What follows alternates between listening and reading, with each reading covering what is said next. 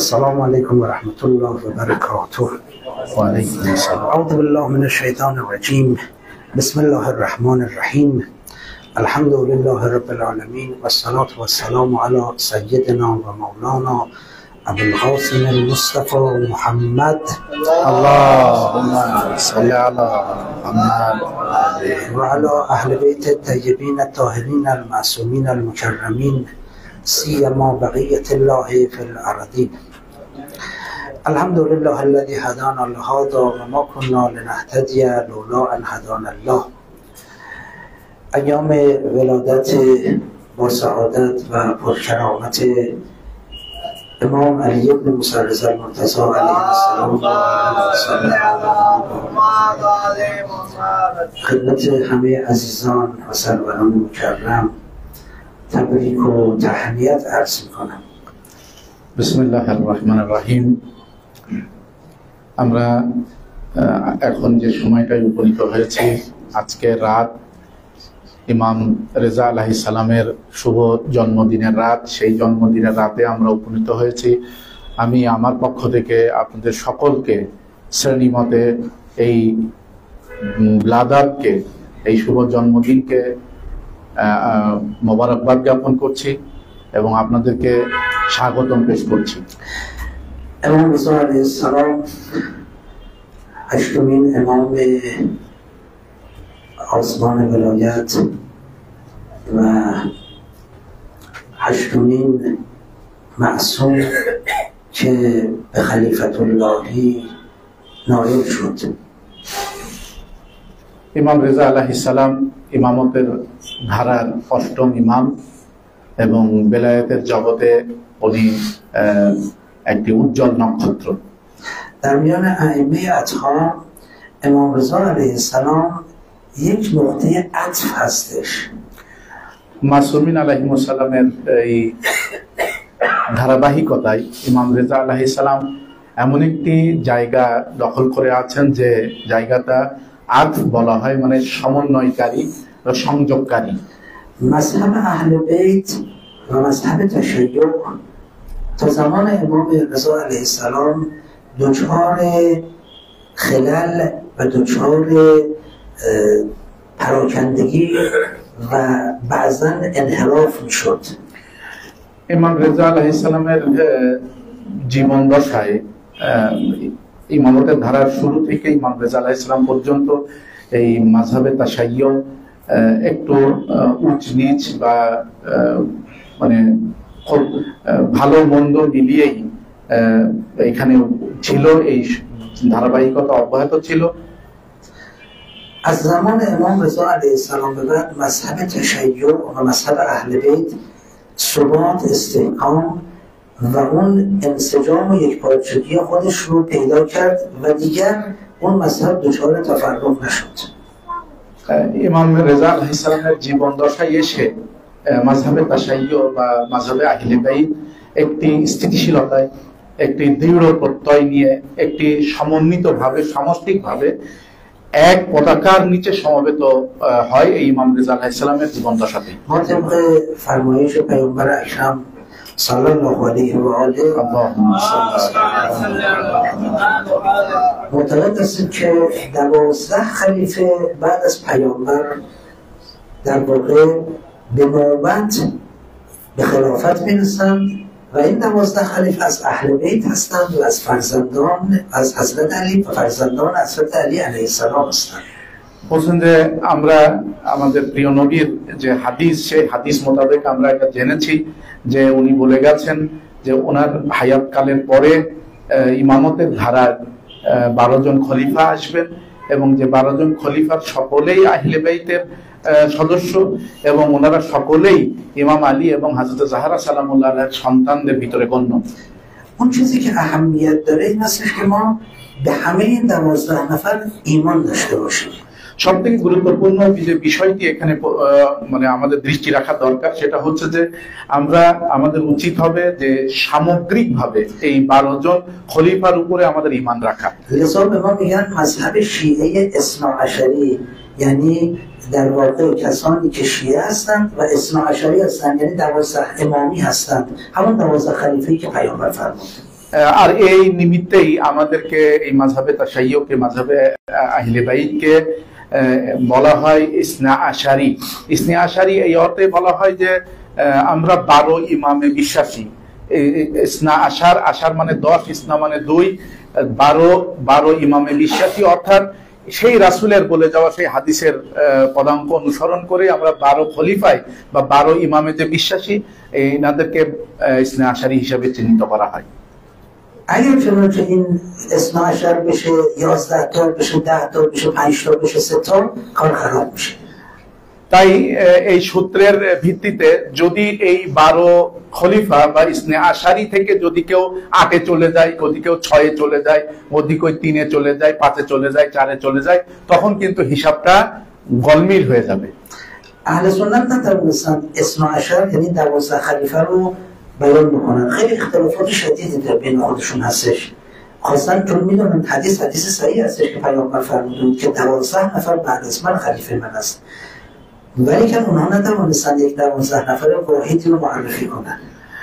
যদিও এই যে রাসূলের পরে, রাসূলের সেই উক্তি অনুযায়ী, হাদিস অনুযায়ী রাসূলের পরে 12 জন খলিফা আসবে, এই দিনের খলিফা থাকবে, কান্ডারি থাকবেন, যেটা সকল মাযহাবই এটাকে, এই হাদিসটাকে স্বীকার করে নিয়েছে। আহলে তাশাইয়ুদ, আহলে তাসান্নুন সবাই এই হাদিসটাকে বিশ্বাস করে, কিন্তু যে অদ্যবধি এটা পরিলক্ষিত হয়নি যে আহলে তাসান্নুনের পক্ষ থেকে এই 12 জন খলিফাকে সিলসিলা অনুযায়ী একের পর এক পর্যায়ক্রমিকভাবে তারা মানে পরিচয় করাতে সক্ষম হয়েছে, বরং তারা পরিচয় করাতে ব্যর্থ হয়েছে, এবং তাদের ভিতরে অনেক মতানৈক্য রয়েছে, অনেক পার্থক্য রয়েছে তাদের আলেমদের ভিতরে যে এই 12 জন আসলে কারা, এ নিয়ে তারা এখনো উদ্বিগ্ন। এর প্রকৃত শাহেদ মানে এর সাক্ষ্য কোথায়?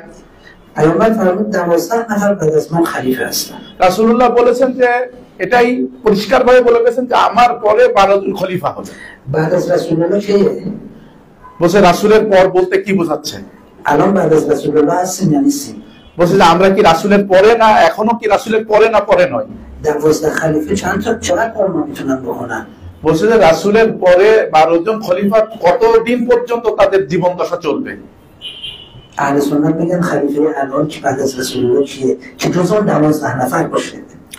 বলছে যে এখনো পর্যন্ত আহলে সুন্নাত ওয়াল জামাতের আলেমগণ এখনো এটা পরিষ্কার করতে ব্যর্থ হয়েছেন যে এই যে এখন রাসূলের পরে এই যে এতদিন পার হয়ে গেছে, এখন ওই 12 জন খলিফার কে অবস্থান করছে যে আহলে বাইতের অংশ হবে বা ওই 12 জন খলিফার অন্তর্ভুক্ত হবে।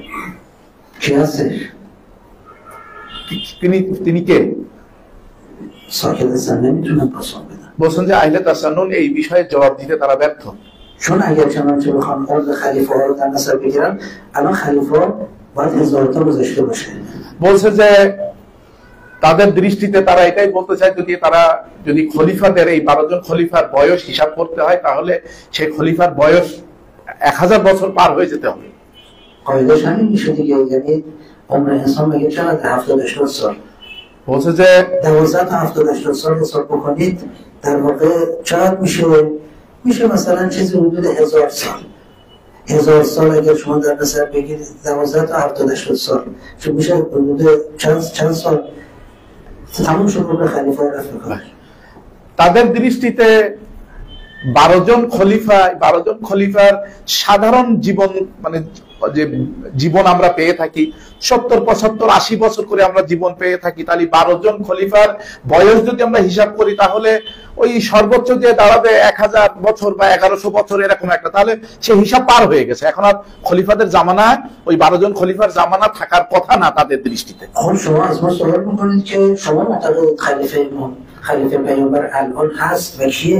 এখন যদি আমাদেরকে কেউ প্রশ্ন করে, আহলে তাশাইয়ুদেরকে যদি কেউ প্রশ্ন করে যে আপনারা এখন যে 12 জন খলিফা হবে আপনাদের দৃষ্টিতে মানে রাসূলের হাদিস অনুযায়ী এখন তাহলে কোন খলিফার রাজত্ব চলছে, কোন খলিফার আমল চলছে এবং তার বয়স কত, এই ব্যাপারে আপনাদের বিশ্বাস কি? که جز اون 12 نفر باشه ها، এবং 12 نفر نیست. এবং যে ওই খলিফাকে আপনারা যে এখন বিশ্বাস করছেন যে এখন সব খলিফা থাকবে, সে ওই 12 জনের অন্তর্ভুক্ত থাকবে, আপনাদের দৃষ্টিভঙ্গিতে সে কে? امام زمان اجل الله تعالی. তখন আমরা প্রতি উত্তরে বা জবাবে বলবো যে ইমামে জামান আজ্জালাল্লাহু তাআলা ফারজাহু শরীফ উনি আছেন এখন বর্তমানে। ما معتقدیم به اعجاز الهی امام زمان زنده هست. আমরা বিশ্বাসী যে আল্লাহর কুদরতে ইমামে জামান এখনো জীবিত আছেন। خداوند که براش کاری نداره. حضرت عیسی زنده است، حضرت ادریس زنده است، حضرت خضر زنده است. حضرت خضر اونش از امام زمان هم بیشتره. বলছে যে আল্লাহর পক্ষে এটা তো করা কোনো কঠিন কিছু নয়। হযরতে ঈসা এখনো জীবিত আছেন, হযরতে ইদ্রিস এখনো জীবিত আছেন, হযরতে খিজির আলাইহিস সালাম এখনো জীবিত আছেন, বরং হযরতে খিজির আলাইহিস সালামের বয়স ইমামে জামানার থেকেও আরো অনেক বেশি। لذا خداوند میتونه انسانها رو زنده نگه داره، از جمله امام زمان که 12مین خلیفه اثنا عشر بعد از پیامبر است، همچنان خلیفه بعد از پیامبر است و زنده است. আল্লাহ রাব্বুল আলামিনের পক্ষে এটা কোনো কঠিন কাজ নয় এবং এটা খুব সহজেই উনি করতে পারেন, এবং সে কারণেই সেই দৃষ্টিভঙ্গিতে উনি এটা বর্তমান রেখেছেন। সেই 12 জন খলিফার সর্বশেষ খলিফা ইমামে জামান আজ্জালাল্লাহু তাআলা ফারজাহু শরীফ এখনো জীবিত এবং ওনার শাসনকাল এখনো বর্তমান রয়েছে, এবং রাসূলের পরবর্তী সময়গুলোতে 11 জন খলিফা পার হয়ে যায়, উনি 12তম খলিফা, এখনো ওনার সেই খেলাফত বর্তমান রয়েছে। خب حالا امام رضا این وسط نقشش در این اثنا عشر چیه؟ বলছে যে আজকে আমরা এখন এসে উপস্থিত হয়েছি যে ইমাম রেজা আলাইহিস সালামের শুভ বেলাদত দিবসে আছি। ইমাম রেজার কি ভূমিকা এই যে ইমামে জামানার সাথে আমাদেরকে সম্পর্ক করে দেন। امام رضا 8مین خلیفه بوده. ارتباطش با کل این اثنا عشر چی است؟ বলছে যে ইমাম রেজা তো আমরা জানি যে উনি হচ্ছেন 8ম খলিফা, এই 12 জন খলিফার 8ম খলিফা। তা ওনার ভূমিকা কি পরবর্তী খলিফাদের সাথে আমাদেরকে মানে সংযোগ করে দেয়া? جایگاه امام رضا در میان خلفای اثنا عشر یک نقطه عطف، یک جایگاه خاصه. বলছে যে 12 জন খলিফার ভিতরে ইমাম রেজা আলাইহিস সালামের মানে 8ম খলিফা হওয়া সত্ত্বেও ওনার এমন একটি ভূমিকা পালন করেছেন যে আমাদেরকে অন্যান্য খলিফাদের সাথে 12 জন খলিফার অন্যান্য খলিফাদের সাথে আমাদেরকে একটা সংযোগ স্থল উনি নির্ণয় করে গেছেন। تا زمان امام رضا خیلی از کسانی که به خلفای بعد از پیامبر اعتقاد داشتند در واقع به ائمه هم اعتقاد داشتند به عنوان خلفای بعد از پیامبر، اما مثلا به 3 تا از ائمه اعتقاد داشتن، به 4 تا از ائمه اعتقاد داشتن، به 7 تا از ائمه اعتقاد داشتن. از زمان امام رضا علیه السلام به بعد هر کسی که به امام رضا اعتقاد داشت تا 12مین رو دیگه اعتقاد داشت و هیچ وقت از اعتقادش برنگشت. বলছে যে রাসূলের জীবন দশা পার হওয়ার পরে রাসূলের হাদিস অনুযায়ী যে 12 জন খলিফা, সেই 12 জন খলিফাকে মানুষ বিশ্বাস করত, কিন্তু দেখা গেছে যে কেউ হয়তো 4 ইমাম পর্যন্ত, 4 খলিফা পর্যন্ত বিশ্বাস রাখতো, কেউ 6 খলিফা পর্যন্ত বিশ্বাস রাখতো, কেউ 7 খলিফা পর্যন্ত বিশ্বাস রাখতো। এরকম ভাবে বিশ্বাসের অবস্থান আমরা দেখেছি। কিন্তু ইমাম রেজা আলাইহিস সালাম পর্যন্ত যারা পৌঁছেছে, বিশ্বাসটা যাদের ওই 12 জন খলিফার হাদিস অনুযায়ী যে বিশ্বাসটা ইমাম রেজা আলাইহিস সালাম পর্যন্ত যারা পৌঁছেছে, তারা ইমাম রেজার পরে 9, 10, 11, 12 পর্যন্ত, এই 12তম ইমাম পর্যন্ত তাদের ইমানের আর কোনো খাতরা ছিল না, বা ইমাম অটুট ছিল, তাদের ইমানটা অটুট রেখে 12তম খলিফা পর্যন্ত তারা পৌঁছেছে।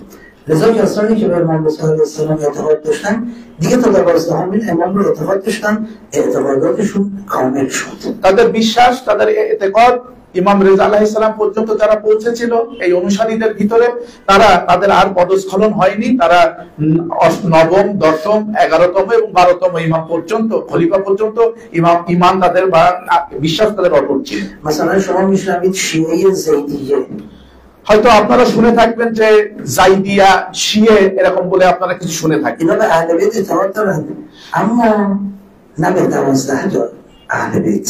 এই জাইদি শিয়ারা এরা আহলে বাইতের উপরে বিশ্বাস রাখে, তাদের বিশ্বাস আছে, কিন্তু ইসনা আশারি মানে 12 যে 12তম ইমাম পর্যন্ত এদের বিশ্বাস নাই। اینا رو بهشون میگن 4 امامی. এদেরকে বলা হয়ে থাকে এরা 4 ইমামই, মানে 4র্থ ইমাম পর্যন্ত এদের ইমান আছে। چون تا امام زین العابدین بیشتر اعتقاد ندارن. কারণ তারা ইমামে জাইনুল আবিদিন পর্যন্ত বিশ্বাস তাদের ছিল, তারপরে আর তারা বিশ্বাস রাখেনি ইমামতের। اینا دیگه 12 امامی نمیشن. তাদেরকে দাওয়াজদা ইমাম মানে ইসনে আশাদ বলা হবে না। یا اسماعیلی ها. এরপরে আবার আমরা আরেকটা দলকে দেখতে পাই ইসমাইলি শিয়া, তাদেরকে বলা হয়।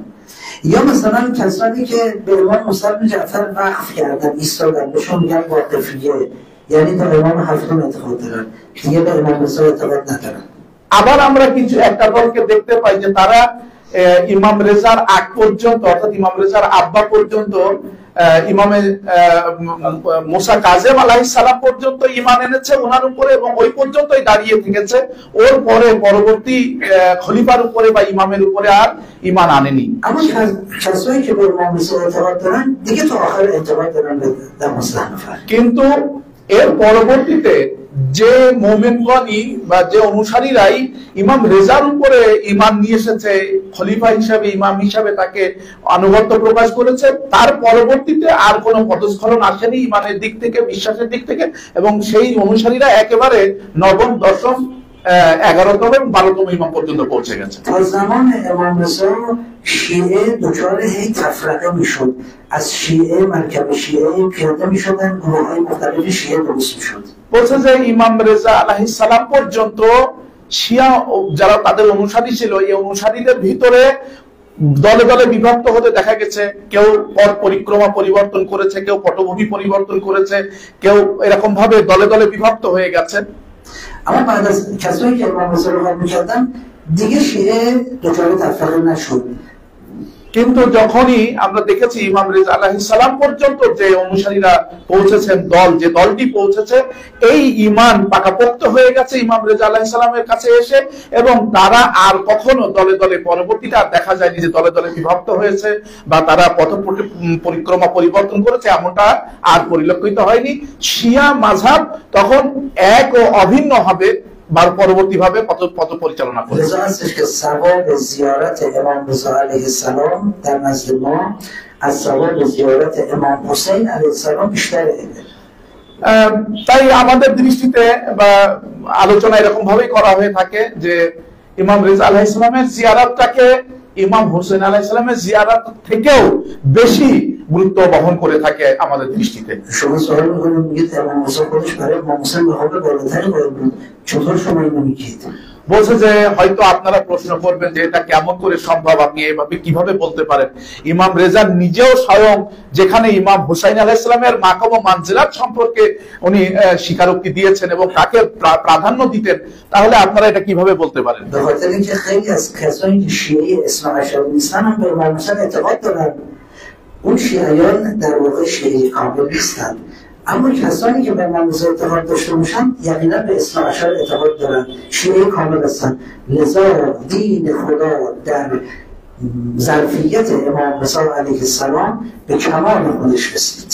বলছে যে একটি দলিল এখানে তুলে ধরা যেতে পারে, বা এটা এই দৃষ্টিভঙ্গি এরকমটাই যে যারা শিয়া ইসনে আশারি নয়, মানে শিয়াদের ভিতরে যে দলগুলো, অন্য যে দলগুলো আছে, যারা শিয়া ইসনে আশারি হিসাবে পরিচিতি নয়, তারাও কিন্তু ইমাম হোসেনকে অনুসরণ করে, ইমাম হোসেনকে ভালোবাসেন।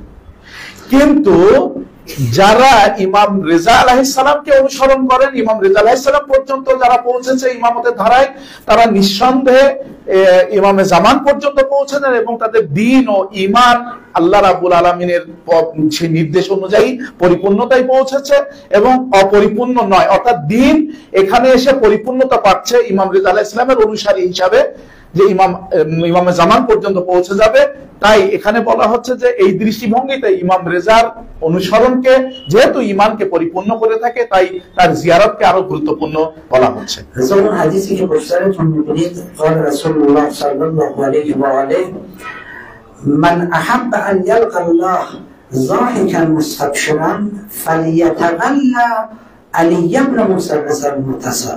اینو پیامبر گفتن اگر کسی میخواهد خدا را با لبی خندان و چهره‌ای شکوفا و خوشحال و گشاده زیارت بکنند، پس حتما ولایت علی ابن موسی رضا را بپذیرد، چرا که ولایت پذیرش ولایت اون مسابق با پذیرش ولایت 12 معصوم است. বলছে যে আরেকটা দলিল আপনাদের সামনে দেই, আপনাদের পিছনে দেখেন একটা ব্যানার টানানো আছে যেখানে একটি হাদিস রাসূলুল্লাহর কাছ থেকে এসে একটি হাদিস ওখানে বয়ান করা হয়েছে। ওখানে রাসূলুল্লাহ বলছেন, যদি কেউ চায়, যদি কেউ পছন্দ করে যে আল্লাহ রাব্বুল আলামিনকে তার প্রতি হাসি মুখ এবং খুব মানে সুখকর একটি চেহারা, খুব দারুণ একটা চেহারা, নুরানি একটা চেহারা নিয়ে তার দিকে দৃষ্টি তাকাবে, তাহলে সে যেন অবশ্যই আলী ইবনে মুসার রেজার বেলায়েতকে গ্রহণ করে নেয়। তাহলে এখানে বোঝা যাচ্ছে যে আলী ইবনে মুসার রেজার বেলায়েতকে গ্রহণ করা মানেই ইমানের পরিপূর্ণতায় পৌঁছানো এবং আল্লাহর সন্তুষ্টি এবং আল্লাহ রাব্বুল আলামিন তার দিকে হাসি মুখে খুব সুন্দর চেহারা নিয়ে, মানে খুব প্রেমময় চেহারা নিয়ে তার দিকে দৃষ্টি দিবেন।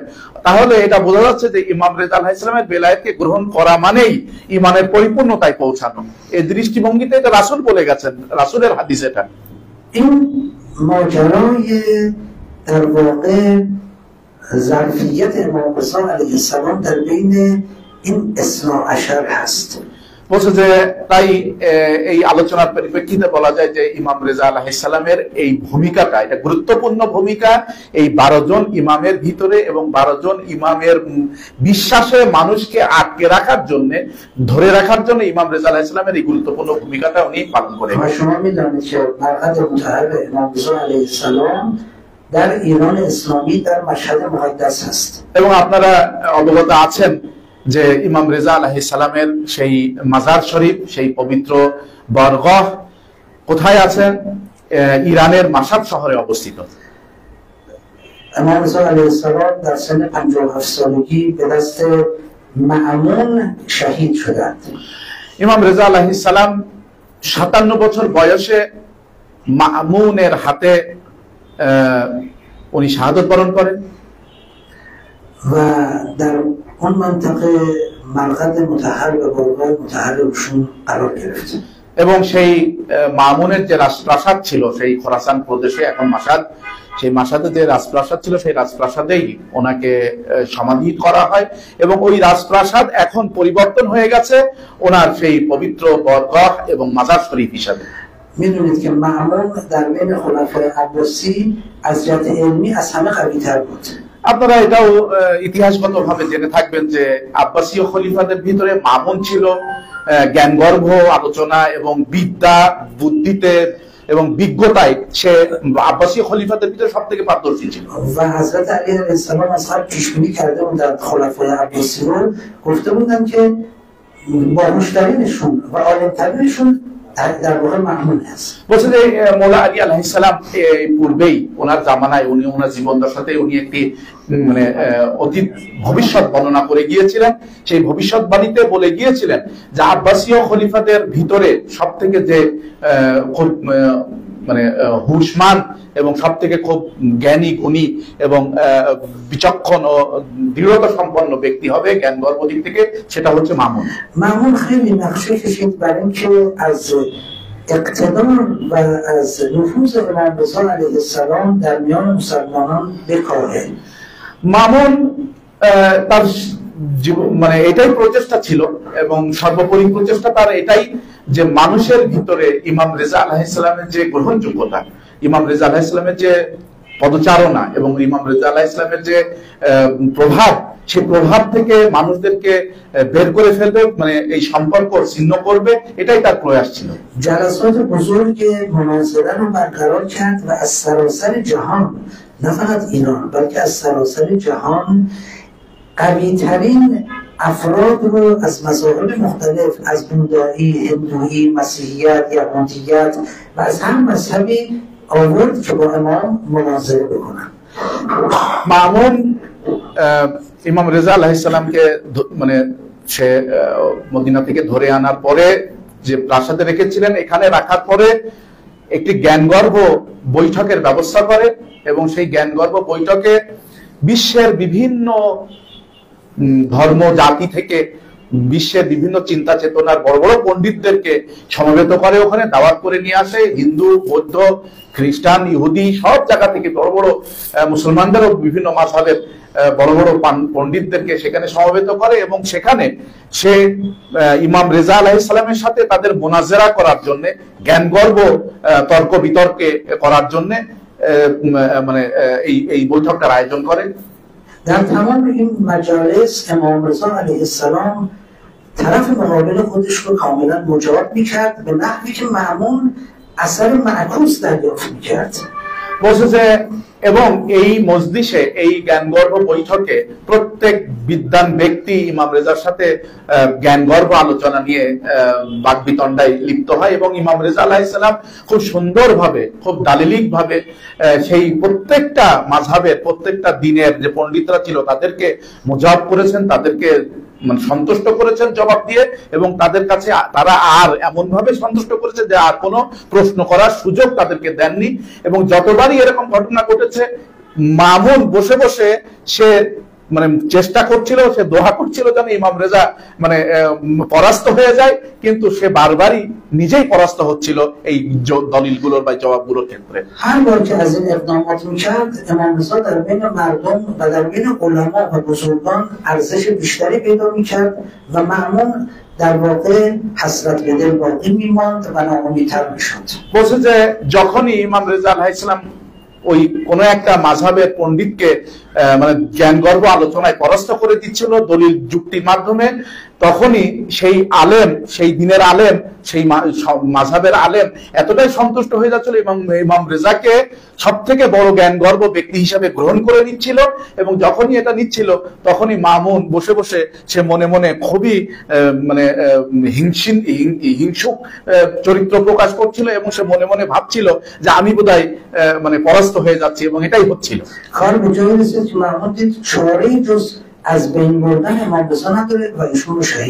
এবং এই ধারাবাহিকতা কয়েকবার অব্যাহত হয়েছে, এবং প্রতিবারই যখন ইমাম রেজা এইভাবেই বিজয় লাভ করেছে সব ক্ষেত্রেই, তখন মামুন আর কোনো উপায় না দেখে বুঝলো যে এই লোকটাকে বাঁচিয়ে রাখলে বরং আমারই ক্ষতি হবে, এবং বরং আমি হেরে যাব, এবং আমি মানে লোকজনের কাছ থেকে আমি দূরে সরে যাব।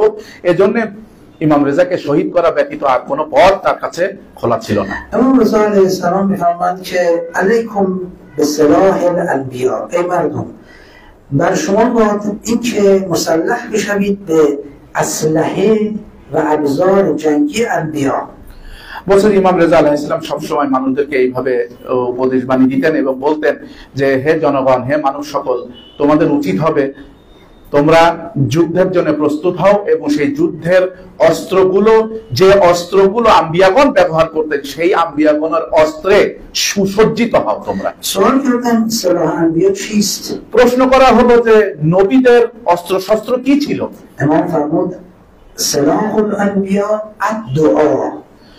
ইমাম রেজা আলাইহিস সালাম তখন তাদেরকে সেই প্রশ্নের উত্তরে জবাব দিলেন, বললেন যে আম্বিয়াগণের যে সমরাস্ত্র, সেই সমরাস্ত্র হচ্ছে দোয়া। এর মানেটা কি? যে আম্বিয়াগণের সমরাস্ত্র দোয়া, এর অর্থটা কি?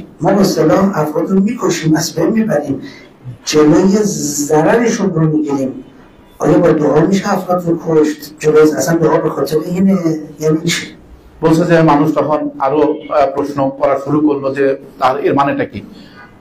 সমরাস্ত্র হচ্ছে এমন যে আমরা সেই সমরাস্ত্র দিয়ে অন্যদেরকে কতল করতে পারি, অন্যদেরকে খুন করে ফেলবো, অন্যদেরকে মেরে ফেলবো, অন্যদেরকে আটকিয়ে দিব সেই সমরাস্ত্র ভয় দেখিয়ে। দোয়া দিয়ে কি এরকম করা সম্ভব নাকি? দোয়া দিয়ে কি মানুষকে কি কতল করা যায়? দোয়া দিয়ে কি মানুষকে আটকে ফেলা যায়? দোয়া দিয়ে কি মানুষকে ভয় দেখানো যায়? দোয়া তো অন্য জিনিস, দোয়া আবার এগুলো করতে পারে নাকি? دشمن انبیا کیست که سلاح برای اونها باید به کار برده بشود؟ বলছে যে এখানে তাহলে আমি একটা প্রশ্ন করি, সেটা হচ্ছে যে আম্বিয়াগণের শত্রু কারা? যে আম্বিয়াগণের শত্রু এমন কোন শত্রু যে শত্রুদেরকে দোয়া দিয়ে, দোয়া নামক সমরাস্ত্র দিয়ে তাদেরকে ঘায়েল করা যায়? سلاح در برابر دشمن به کار برده میشه دیگه. سلاح باید متناسب باشه با دشمن. বলছে যে সমরাস্ত্র বলতে আমরা কি ব্যবহার করি? মানে শত্রুর বিপক্ষে আমরা সমরাস্ত্র ব্যবহার করে থাকি, তাহলে শত্রুর মানে যে মর্যাদা বা তার যে স্থান, সেই অবস্থানের উপরে নির্ভর করবে যে আমার অস্ত্র কোন পর্যায়ে হবে, অস্ত্রের ধরনটা কেমন হবে। دشمن واقعی انبیا کیست؟ বলছে যে আম্বিয়াদের প্রকৃত শত্রু কারা? آیا انسان ها هستند؟ মানুষরা আম্বিয়াদের প্রকৃত শত্রু? آیا ظالمان و ستمگران هستند؟ জালেম যারা নিপীড়ন অত্যাচারকারীরা আম্বিয়াগণের শত্রু? اینا دشمن انبیا هستند؟ এরা হচ্ছে আম্বিয়াদের দুশমন? نه. না। انبیا که اومدن اینا رو هدایت میکنن. আম্বিয়া এসেছেন এই ধরনের লোকজনদেরকে হেদায়েত করার জন্য। انبیا اومدن آدمای بد رو هدایت کنن، آدمای خوب رو هم بالاتر ببرن. বলছে যে আম্বিয়ারা এসেছেন খারাপ মানুষদেরকে হেদায়েত করে ভালো পথে নিয়ে আসবেন, এবং যারা ভালো আছে তাদেরকে আরো ভালো করে আরো ঊর্ধ্বে ওঠার সমান করে দিবেন। شما فکر میکنید شعر که اومد سر امام حسین علیه السلام رو برید، اعوذ بالله، این دشمن امام حسین دشمن اینه؟ বলছে যে আপনারা কি মনে করেন যে দুশমন বলতে যেটা বোঝাচ্ছে যে ইমাম হোসেন আলাইহিস সালামের গলা, যে সীমার গলা কেটে ফেলেছে, অস্ত্র দিয়ে গলা কেটেছে, আপনারা কি মনে করেন যে ইমাম হোসেন সীমারকে তার শত্রু বলে মনে করে? اگر اینطوری بسیار امام حسین در خم قبول قد کن به شعر میگفت از این کار دست بردار، خود تو به بدبختی ابدی نینداز। ইমাম হোসেন যদি তাদের সাথে সীমারের সাথে শত্রুতাই করবে বা শত্রু মনে করে থাকবে, তাহলে ইমাম হোসেন আলাইহিস সালামকে যে গর্তের ভিতরে উনি পড়ে ফেলে দেওয়া হয়েছিল এবং ওই গর্তের ভিতরে ফেলে ওনাকে গলা কাটা হয়েছিল, যখন গলা কাটা হচ্ছিল, ওনার এই পবিত্র গলা যখন কাটা হচ্ছিল, তখন কেন উনি সীমারকে বলেছিলেন, সীমার আমি তোমাকে পরামর্শ দিচ্ছি, উপদেশ দিচ্ছি, তুমি এই জঘন্য কাজটা করা থেকে বিরত থাকো, এখান থেকে হাত ছড়িয়ে নাও। یعنی ببینید امام حسین هم تو برای دشمن خودش هم که میخواد اون رو بکشه خیرخواهی میخواد بکنه। বলে ইমাম হোসেন এমন এক ব্যক্তি যে তার যে শত্রু হিসাবে এসছে, তাকে পতন করতে চাচ্ছে, তাকে মেরে ফেলতে চাচ্ছে, তারপরেও তাকে তার জন্য ভালো চিন্তাটা করেছে এবং তাকে ভালো উপদেশ দিয়েছে। پس دشمن واقعی انبیا انسان ها نیستند، ما دشمنیمون عارضی هست، ذاتی نیست، واقعی نیست، به واسطه بعضی از مسائل پیش میاد. یه دشمنی هست که امکان داره از بین بره। বলছে যে তাহলে আম্বিয়াদের শত্রু আমরা নই, মানুষ আম্বিয়াদের শত্রু নয়, আমরা আম্বিয়াদের সাথে শত্রুতা হয় আমাদের কোনো কার্যকারণ ব্যতীত, মানে কারণে আমরা জাতিগত শত্রু, মানে আমরা তাদের জাত শত্রু হিসাবে আমরা এখানে আসিনি, আমাদের কোনো কোনো কারণ ব্যতীত কারণে আমরা তাদের সাথে শত্রুতা হয়ে থাকে আমাদের। তাই আমাদেরকে মানে এই শত্রুদেরকে পরাহত করার জন্য আম্বিয়াদের প্রয়োজন নাই যে এরকম এই মানে লোহার তৈরি কোনো অস্ত্রের প্রয়োজন হবে তাদের। اون سلاحی که در برابر دشمنشون تاثیرگذار هستش جنسش فرق میکنه. বলছে যে আম্বিয়াদের শত্রুদের উপরে যে সকল সমরাস্ত্র খুব প্রভাব বিস্তার করে, সেই সমরাস্ত্রের ধরনটা অন্যরকম। دشمن واقعی انبیا کی هستش؟ ابلیس است. বলছে দুশমনে শত্রু, আম্বিয়াদের প্রকৃত শত্রু হচ্ছে ইবলিস। دشمنی که از دشمنیش دست بر نمیداره. বলছে যে এই এমন দুশমনি, এমন শত্রুতা, যে শত্রুতা থেকে মানে শয়তান কখনো হাত উঠিয়ে নেবে না। نمیشه براشون خیرخواهی کرد، قابل هدایت نیست. বলছে যে শয়তানের জন্য কোনো ভালো চিন্তা করা সম্ভব না আম্বিয়াদের, কোন আম্বিয়াগণ কোনো ভালো চিন্তা করলেও সে শুনবে না, সে তার খারাপ করা থেকে, খারাপ কাজ থেকে সে হাত তুলে নিবে না। ذاتاً دشمنه. সে এটা হচ্ছে যে জাতিগত শত্রুতা। شما میتونید نمک رو شیرین بکنید؟ বলছে যে এটা কি কখনো সম্ভব যে এখানে আমরা কোনো মানে সমঝোতায় আসতে পারি? نمک شوره. এখানে প্রকৃতপক্ষেই লবণটা লবণাক্ত। نمک اگه شیرین بشه دیگه نمک نیست. বলছে লবণ যদি লবণাক্ততা থেকে দূরে সরে যায় সেটা লবণই না। ابلیس اگه چنانچه درست بشه که دیگه ابلیس نیست. বলছে যে ইবলিস মানে শয়তান যদি শয়তানি করা থেকে দূরে সরে যায় তাহলে তো শয়তানি নয়। ابلیس ذاتش شرارت است. বলছে যে শয়তান ইবলিস, ইবলিসের সত্তাই হচ্ছে সে শয়তানি করবে, মানে বদমাইশি করবে। دشمن قسم خورده است. এবং সে হচ্ছে যে দুশমন, সে হচ্ছে যে কসম করেছে, কসম করে দুশমনি শুরু خب করেছে। در برابر ابلیس شما میتونید از بمب اتم استفاده کنید؟ বলছে যে এটা কি সম্ভব যে ইবলিসের বিপরীতে আমরা অ্যাটম বোম ব্যবহার করব? তাকে ধ্বংস করার জন্য فایده نداره কোনো ফয়দা আছে তাতে? هواپیمای جنگی فایده نداره বলছে যে F-16 তার উপরে যে বম্বিং করবে শয়তানের উপরে, যে বম্বিং ও শয়তানকে ধূলিসাৎ করে দেবে সম্ভব, موشک هم فایده نداره ব্যালিস্টিক মিসাইলও সম্ভব না।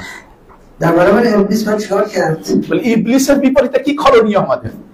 دعا کرد বলে ইবলিসের বিপরীতে আমাদের যে কাজটা করণীয়, যে অস্ত্রটা ব্যবহার করতে হবে সেটা হচ্ছে দোয়া।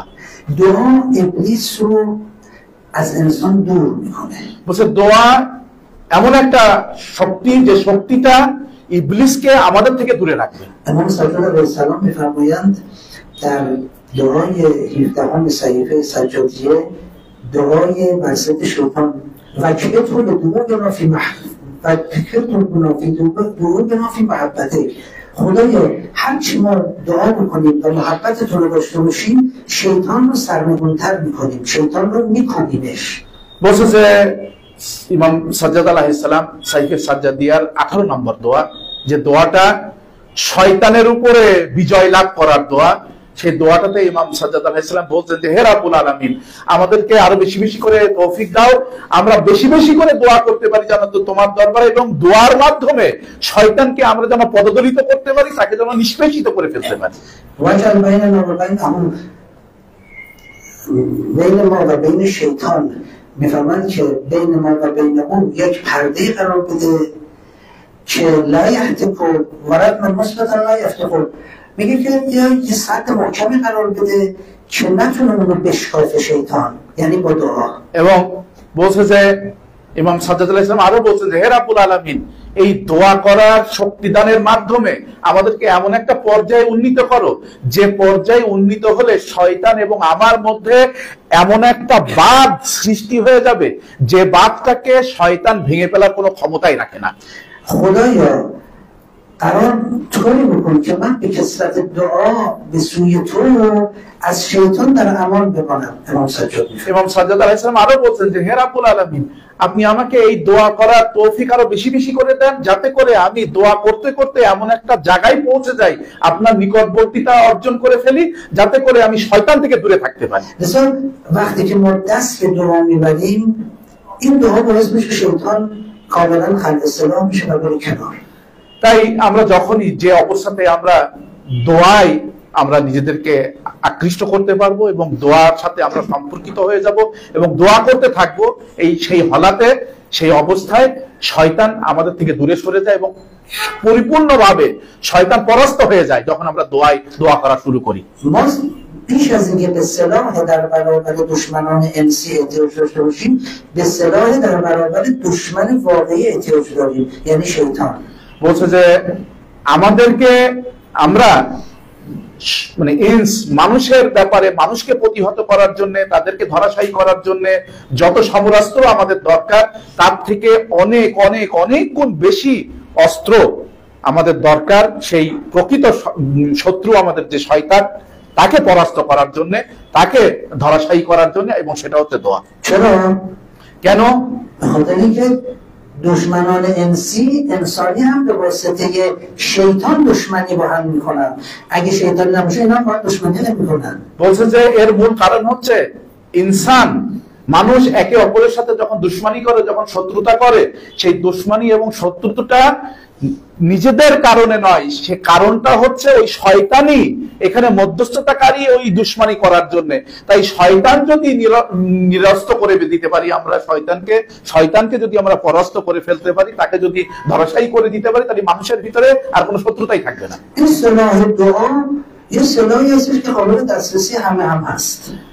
এই দোয়া নামক সমরাস্ত্রটি এমন একটি এমন একটি অস্ত্র, যে অস্ত্রটি ধারণ করার যোগ্যতা মানুষের আছে এবং আমাদের সবারই পক্ষে সম্ভব সেটা। এবং এটা এমন একটি স্ট্র্যাটেজিক অস্ত্র যে অস্ত্রটা সময়, স্থানকাল, পাত্র সমস্ত জায়গায় বিরাজমান। এমন কোন মানে কারখানারও প্রয়োজন না যে কারখানায় তৈরি করতে হবে, এটা অটোমেটিক্যালি রেডি হয়ে আছে। এবং প্রয়োজন নাই এটাকে গোপনে লুকিয়ে রাখতে হবে কোথাও, তারও প্রয়োজন নেই। همه انسان میتونن به این سلاح دست پیدا کنن এবং সমস্ত মানুষ এটা সম্ভব, তারা এই অস্ত্র ধারণ করতে این সক্ষম। سلاح خطری هم برای بشریت نداره এবং এই অস্ত্র এমন একটি অস্ত্র যা মানুষের জন্য কোনো প্রকারের ক্ষতির সম্মুখীন করবে না মানুষ। این سلاح درست عمل میکنه فقط صحیح عمل میکنه এবং এই এমন একটি অস্ত্র, এই অস্ত্র ব্যবহারের মাধ্যমে আমরা পারবো ঠিক আমাদের নির্দিষ্ট লক্ষ্যে আমরা টার্গেট করতে এবং পৌঁছে যেতে। آدم که نمیتونه دعای شر بکنه دعا همیشه خیره বলছে যে এটা তো কখনোই সম্ভব না যে মানুষ খারাপ দোয়া করার মাধ্যমে খারাপ হয়ে গেছে, এমনটা সম্ভব না। দোয়া সবসময় ভালোর দিকে নিয়ে যায় আমাদের। اما شما بمب هسته‌ای بزنید همه جا رو خراب میکنه، خوب و بد رو میکشه، سالهای سال در واقع آثار منفیش وجود داره। বলছে যে আমরা এই যে অ্যাটম বোমের কাজ কি, এমন ওই জায়গায় যদি আমরা ফেলে দেই, সেই অ্যাটম বোমার কাজ হতে সেই জায়গায় পড়ার পরে সেই এলাকা একেবারে মানে নিঃস্ব ভস্ম করে দিবে এবং বছরের পর বছর শত শত বছর ধরে সে তার আশার রেখেই যাবে এবং সেখানে সেই মানে ক্ষতির যে সম্মুখীন ক্ষতি যে হয়েছে সেই ক্ষতি কখনো পুষিয়ে নেওয়ার নয়। یکی از علتایی که ما ایران بمب هسته‌ای نساختیم همین هستش। বলছে যে আমরা ইরান জাতি এখনো পর্যন্ত বোমা অ্যাটমিক বোমা তৈরি করেনি, তার একটা মূল কারণ হচ্ছে এটা যে এটার ব্যবহার ক্ষতিকারক। خب اگر نه بمب هسته‌ای الان برای ما کاری نداره ساختنش، اصلا آماده است، هیچ کاری نداره। বলছে যে আর যদি তা না হয়, এখানে বলতে হয় যে অ্যাটম বোম তৈরি করা আমাদের জন্য এখন কোনো বিষয়ই নয়। আমাদের সমস্ত কিছুই অ্যাটম বোম তৈরি করার যে উপকরণ, সেই উপকরণ সবগুলোই আমাদের কাছে মজুদ এবং আমরা যখন তখন সেটা ইচ্ছা করলে করতে পারি। اما رهبر ما میگه خب بمب هسته‌ای رو برای چی بسازیم؟ কিন্তু আমাদের রাহবার আমাদেরকে এই কথাই বারবার বলছেন যে আমরা কি কারণে আমরা অ্যাটম বোম তৈরি করতে যাব। شما که نمیتونید از بمب هسته‌ای استفاده بکنید। বলছে যে তোমরা তো کخونی সম্ভব না যে তোমরা অ্যাটম বোম ব্যবহার করার সুযোগই তোমাদের আসবে না। یهلک الحرث و نسل میشه به قول قرآن، یعنی شما اگه بمب هسته‌ای بزنید نه تنها همه این مردم رو میکشید بلکه نسل این مردم رو هم از بین میبرید। বলছে যে কারণ আমাদের কোরআনের দৃষ্টিতে আমরা যদি এমন একটি বোমা তৈরি করি এবং সেই বোমা যদি ব্যবহারও করি, আমরা শুধু এই বর্তমান প্রেক্ষাপটে মানুষদেরকে আমরা ক্ষতি করলাম না, বরং তাদের নসল যেটা আসবে, তাদের বংশ পরম্পরায় আমরা তাদেরকে ক্ষতির সম্মুখীন করে যাচ্ছি। بعضی‌ها میدونید چی به من میگن بابا بمب هسته‌ای برای زدن نیست، بمب هسته‌ای برای این است که دشمن رو بترسونی। বলছে যে কেউ আমাকে যখন আমি এরকম ভাবে উত্তর দিই, তখন কেউ আমাকে বলে থাকে যে বাবা অ্যাটম বোম তৈরি করার অর্থই এটা না যে ব্যবহার করতে হবে, বরং অ্যাটম বোম তৈরি করা থাকলে মানুষদেরকে ভয় দেখানো যায় যে আমার আছে, কিন্তু এই ভয়টা দেখানো যায়। وقتی شما بمب هسته‌ای داشته باشید دیگه آمریکا بهتون حمله نمی‌کنه، می‌ترسه। এবং আমাকে অনেকেই বলে থাকে যদি আপনারা অ্যাটম বোম তৈরি করে ফেলেন এবং করাটা আপনাদের জন্য জরুরি, কারণ করা থাকলে আমেরিকা তখন ভয় পাবে এবং আমেরিকা আপনাদের সাথে তখন সম্পর্ক ভালো রাখবে। نگاه کنید به کره شمالی حمله نمی‌کنه। বলছে যে আমাকে বলে, উদাহরণস্বরূপ বলে যে দেখেন তো এই দক্ষিণ কোরিয়াতে এখনো হামলা করে না, কারণ তার একটা বোম আছে। উত্তর কোরিয়াতে তাহলে জায়গা বড়ই বিনি প্রবলেম আছে, ইজত না শুরু করে। বলছে যে এখনো পর্যন্ত তাদের সাথে কোনো রকমের যুদ্ধ সংগঠিত হয়নি। تازه بین هند و پاکستان داره ایجاد میشه। বলছে যে কিন্তু দেখেন এই বর্তমান সময়ে প্রায় এই সময় এখন ইন্ডিয়া পাকিস্তান সবে শুরু হয়েছে যুদ্ধ। اما شما نگاه کنید نظر فقیه چیه؟ یک فقیهی که بالا سر حکومت باشه با چه حکمتی این قضیه رو طرح میکنه که من برای شما ترسیم میکنم। বলছে যে কিন্তু আমাদের জাতির যে সমাজ ব্যবস্থাটা, সেই জাতির সমাজ ব্যবস্থাটা এমন একটা সমাজ ব্যবস্থা যে সমাজ ব্যবস্থার মানে সর্বোচ্চে অবস্থান করছেন একজন ফকি যখন একজন সমাজ ব্যবস্থা পরিচালনা করে, তার দৃষ্টিতে সমাজ ব্যবস্থা কেমন ভাবে পরিচালিত হয় আমি এখন আপনাদের সামনে তাই বলবো। خیلی از این روشنفکرهای ما امروز به رهبر ما اعتراض میکنن، میگن آقا ما که میتونیم بمب بسازیم، چرا نمیسازیم؟ همین که بسازیم اونا میترسن از ما استفاده ازش نمیکنیم، اما برای ترس اونا که خوبه، برای بازدارندگی بمب خوبه। বর্তমান প্রেক্ষাপটে আমাদের দেশেই কিছু ইন্টেলেকচুয়াল চিন্তা ভাবনার অধিকারী কিছু ব্যক্তিবর্গ আছে, তারা প্রতিনিয়ত আমাদের রাহবারকে বলে চলেছে যে রাহবার কেন ইমাম এটা কেন আমরা করবো না, আমাদের তো এই সক্ষমতা আছে যে আমরা অ্যাটম বোম তৈরি করার মতো সক্ষমতা আমাদের আছে, আমরা তৈরি করে ফেলি, এটা আমরা তৈরি করতে সমস্যা কোথায়? اما رهبر میگه نه، از نظر فقهی یه همچین اجازه‌ای نخواهیم داد। কিন্তু বারংবার তারা রাহবারকে প্রশ্নবিদ্ধ করেছে, রাহবার বারংবারই উত্তর দিয়েছে যে না, না। এবং বলছে যে আপনারাও এই বাংলাদেশের মুসলমান, আপনারা মুসলমান হিসাবে ইরানের মুসলমান ভাইদেরকে আপনারা বারংবার হয়তো এটাই চাইবেন তাদের কাছে যে ইরান তুমি এটা করো, এটা করছো না কেন, তুমি পারো, এটা করে ফেলো, এটা করে ফেললে তো আমাদের শক্তি বেড়ে যায়।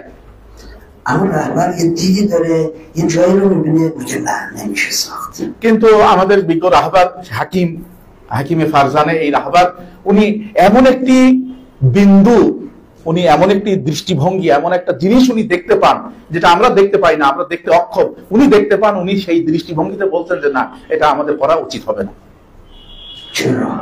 কেন? একটা উদাহরণ আপনাদেরকে দিব।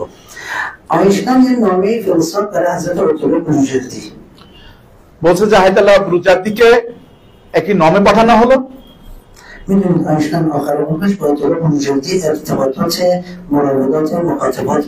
বলছে যে আইনস্টাইন, আপনারা জানেন যে তার জীবন দশার শেষের দিকে আয়াতুল্লাহ বুরজার্দির সাথে আমাদের যে মাদ্রাজ ছিলেন ওনার সাথে কথোপকথন, চিঠিপত্র লেখা এবং তাদের চিন্তা চেতনার আদান প্রদান করেছে।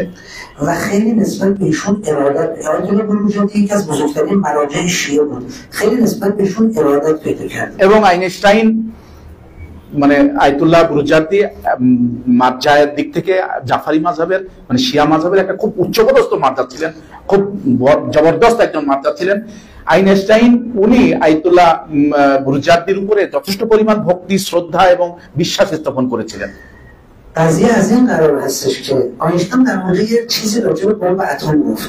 বলছে যে ঘটনাটা এই সূত্রে যে আইনস্টাইন আয়াতুল্লাহ বুরজার্দিকে এই অ্যাটম বোমা সম্পর্কে একটা তথ্য ওনাকে দিয়েছিলেন। این تفاوت یک فرد بسیار متفکر و دانشمند مانند آینشتاین و یک مرجع فقیه حکیم هست। কিন্তু এই যে ঘটনাটা, এই তথ্য উপাত্ত যখন আইনস্টাইন যখন আয়াতুল্লাহ বুরজার্দিকে যখন এই তথ্য উপাত্ত দিয়েছে একটা অ্যাটম বোম সম্পর্কে সূত্র ওনার কাছে বর্ণনা করেছেন, এখানে যে দৃষ্টিভঙ্গির পার্থক্য একজন ফকিহ এবং একজন বিজ্ঞানীর ভিতরে, এই যে পার্থক্যটা আমরা এখন পরিলক্ষিত করতে পারি।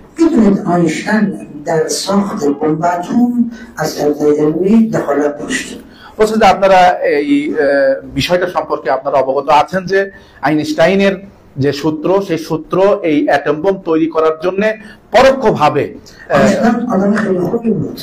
বলছে যে আইনস্টাইন একটি ভালো বিজ্ঞ লোক ছিলেন এবং খুব নম্র স্বভাবের, আখলাক মানে নৈতিকতা সম্পন্ন একজন ব্যক্তি ছিলেন এবং ইতিহাসের দিক থেকে সর্বশ্রেষ্ঠ বিজ্ঞানী হিসেবে তিনি পরিচিত। আপনারা কি জানেন যে উনি ওনার দৃষ্টিভঙ্গিতে অ্যাটম বোম তৈরি করার পক্ষে কি যুক্তি প্রদান করেছিলেন? بسیار پلید هست. قبل از اینکه اون به بمب اتم دست پیدا کنه و تمام بشریت رو بدبخت کنه، ما باید به بمب اتم دست پیدا کنیم بر علیه اون استفاده کنیم। বলছে যে সে বলেছিল যে আমাদের যে একেবারে মানে জাত শত্রু সেই হিটলারের বিপক্ষে, হিটলার যদি অ্যাটম বোমা তৈরি করতে সক্ষম হয়ে যায় তাহলে আমাদের নিশ্চিতভাবে ধ্বংস হয়ে যাব। তাই আমাদের উচিত হবে যে তার ওই অ্যাটম বোমার জ্ঞান অর্জন করা, সেই সূত্র জ্ঞান অর্জন করার আগেই আমরা সেই সূত্র জ্ঞান অর্জন করতে চাই। এই যে তার দৃষ্টিভঙ্গিটা, এই দৃষ্টিভঙ্গিটা খুব গ্রহণযোগ্য দৃষ্টিভঙ্গি ওই সময়ের। در اون زمان همه میگن ما برای اینکه هیتلر اینقدر جهان رو داره میگیره و بدبخت میکنه انسان‌ها رو، پس باید با مردم بسازیم زودتر در برابرش بایستیم। তার মানে ওই সময় তার দৃষ্টিভঙ্গির পক্ষে যে সবাই ঐক্যবদ্ধ ছিল, যে সত্য কথাই বলেছে যে হিটলার এমন ভাবে সে এগিয়ে যাচ্ছে এবং সারা বিশ্বকে সে তার মুঠোয় নিয়ে নেবে এবং সারা বিশ্বকে মানুষদেরকে সে কুক্ষিগত করবে এবং দাস বানিয়ে ফেলবে এবং পতন করবে কত মানুষের।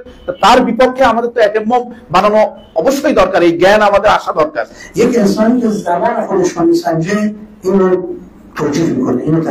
বলছে যে একজন ব্যক্তি যখন তার সময়কে সে ব্যাখ্যা করতে চায় এবং সময়ের উপরে সে দাঁড়িয়ে কথা বলে, তখন সে সময়কে এইভাবে ব্যাখ্যা করে।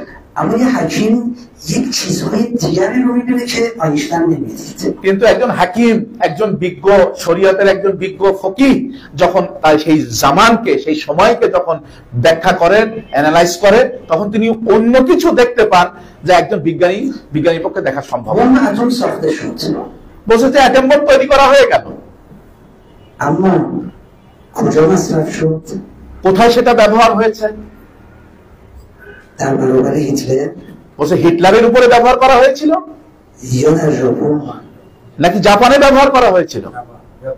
در هیروشیما জাপানের হিরোশিমায়, ناگازاکی নাগাসাকিতে ব্যবহার করা হয়েছে। و اورانیوم خفیف در عراق এবং ইরাকের উপরেও ব্যবহার করা হয়েছে, در بوسنی هرزگوین বসনিয়া হার্জেগোভিনাতেও ব্যবহার করা হয়েছে, در افغانستان আফগানিস্তানেও ব্যবহার করা হয়েছে। الان میخواد کجا استفاده بشه؟ এখন চাচ্ছে কোথায় ব্যবহার করতে? آلمانی وجود داره বলছে যে জার্মানিতে ব্যবহার کরা হবে, در برابر آمریکا میخواد استفاده بشه আমেরিকার উপরে ব্যবহার করা হবে, یا اسرائیل میگه که ایران ما تو رو با بمب اتم میزنیم ইসরায়েলের উপরে ব্যবহার করা হবে।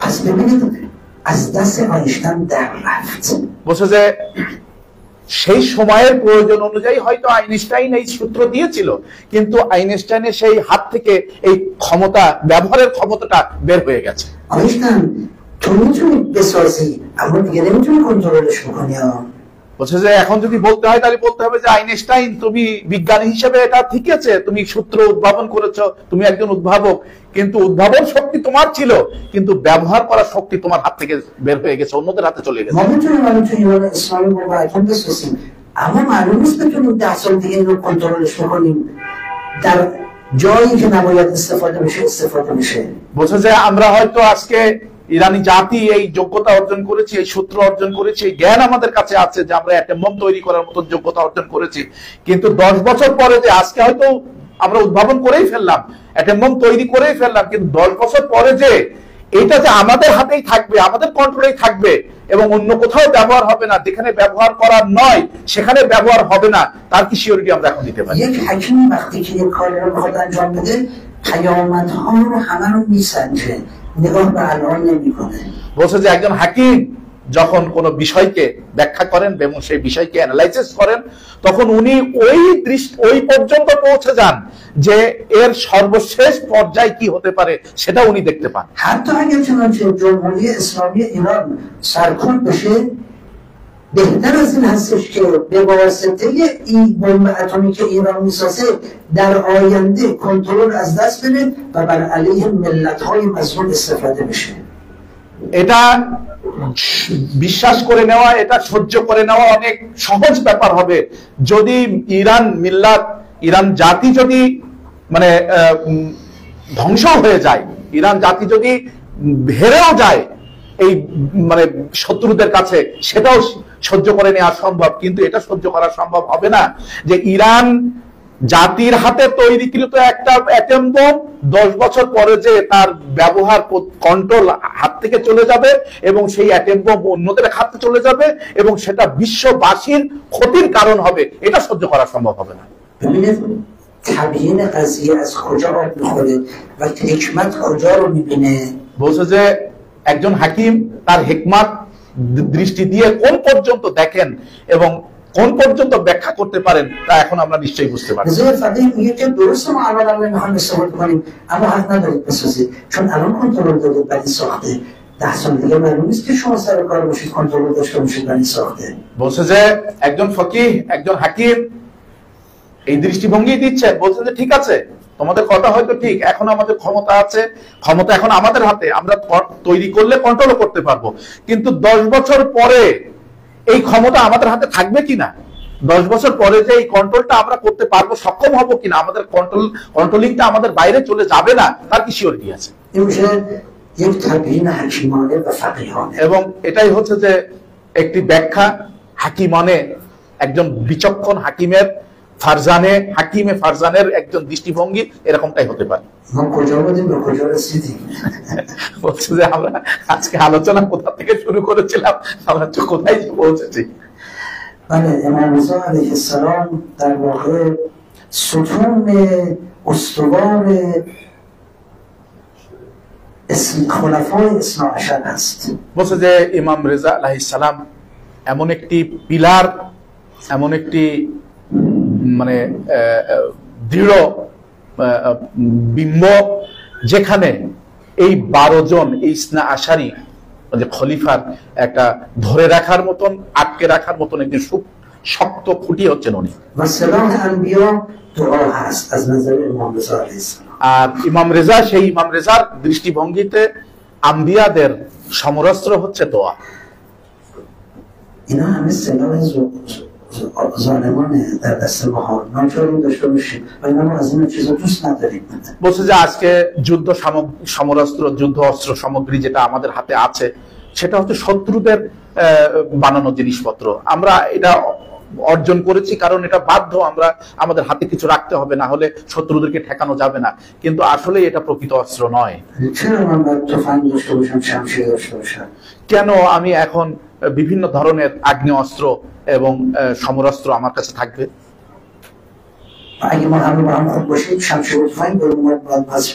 বলছে যদি আমরা জগতের মানুষগণ যদি আমরা সবাই ভালো হয়ে যাই তাহলে তো আমাদের এই সমরাস্ত্রের এই অস্ত্রের দরকার নাই। এবং আমরা আমাদের বিশ্বাস যে আমরা পারি একে অপরের সাথে আমরা খুব ভালো সম্পর্ক তৈরি করি, কারণ আমাদের যে দুশমনী, সেই দুশমনীটা আমাদের জাতিগত কোনো দুশমনী না, আমরা জাত দুশ্মন নই একে অপরের প্রতি।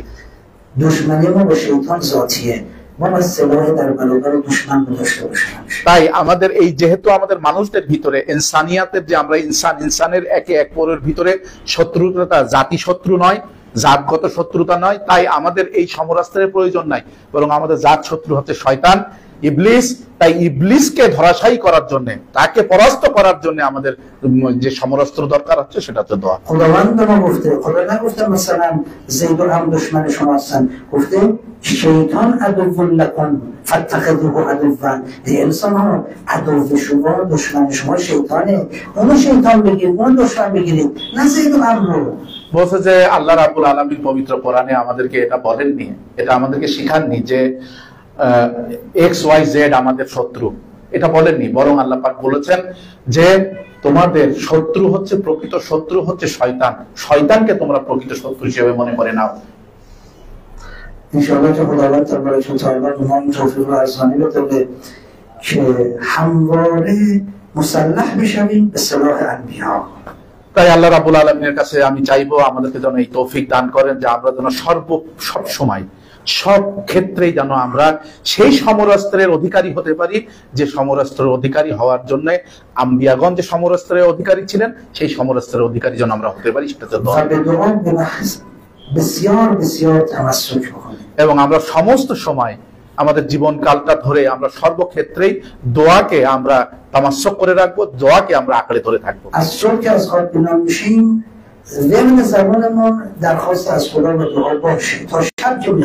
বলছে যে আমরা সকালে যখন ঘুম থেকে উঠি তখনই যেন আমাদের এই জবানটা, আমাদের এই জিহ্বাটা দোয়া বলতে বলতে, আল্লাহ রাব্বুল আলামিনের সামনে দোয়া বলতে বলতে, দোয়া পড়তে পড়তে আল্লাহ রাব্বুল আলামিনের সামনে চাইতে চাইতে যেন শুরু হয় এবং ঘুমাতে যাওয়ার আগ পর্যন্ত যেন আমাদের এই জবান ওই দোয়াই যেন লিপিবদ্ধ। ছোট বিষয় হোক এবং সব থেকে বড় বিষয় হোক না কেন আল্লাহর সাথে যেন আমরা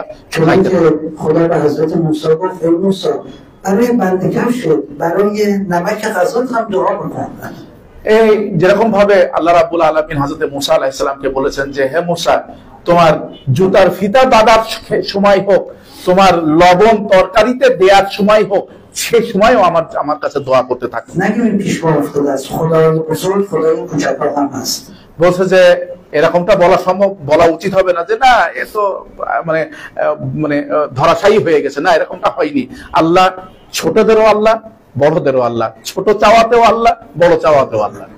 اللهم صل على محمد وعلى آل محمد وعجل فرجهم اللهم عجل لوليك الفرج والعافية والناصر وهب لنا رأفته ورحمته اللهم انصر الاسلام والمسلمين الهي امين واخذل الكفار والمنافقين الهي امين اللهم انصر الايمان والمؤمنين الهي امين واخذل الامريكا والصحاينه الهي امين اللهم اجعل عواقب امورنا خيرا الهي امين اللهم اجعل معجل لفرج ولينا صاحب العصر والزمان الهی آمین واجعلنا من انصاره واعوانه الهی آمین والذابين عنه والمصارعين اليه بقضاء حوائجه الهی آمین والمنتقلين لاوامره الهی آمین والمحامين عنه والسابقين الى عبادته الهی آمین والمستشهدين بين يديه. الهی آمین اللهم صل على محمد وآل محمد. اللهم اغفر